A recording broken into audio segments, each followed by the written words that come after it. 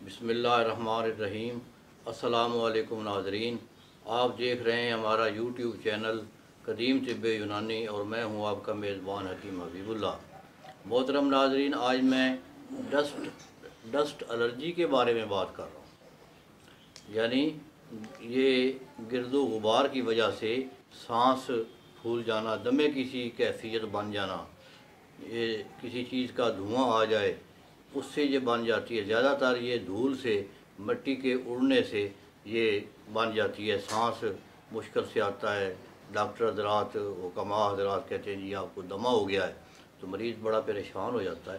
तो इसके लिए एक इंतहाई कामयाब और नादर नुस्खा पेश कर रहा हूँ, आप वो इस्तेमाल करें, इंशाल्लाह बड़ा फ़ायदा होगा।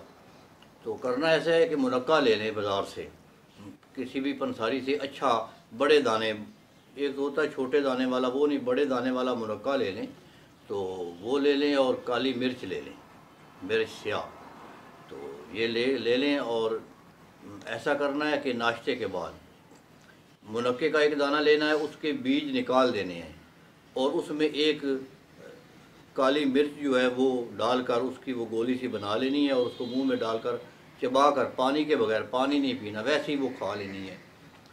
1 घंटे के बाद फिर इसी तरह करना है, फिर 1 घंटे के बाद, फिर 1 घंटे के बाद।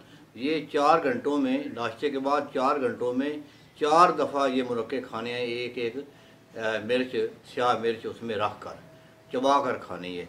तो ये तकरीबन 2-3 दिन, 4 दिन के बाद इसका अफाका होना शुरू हो जाता है और चंद दिनों में, तकरीबन आप 1 माह कर लें तो इंशाअल्लाह 1 माह के अंदर अंदर ये डस्ट एलर्जी जो है ये बिल्कुल हमेशा के लिए ख़त्म हो जाएगी। तो ये नुस्खा बनाएं और दुआओं में याद रखें। अस्सलाम वालेकुम।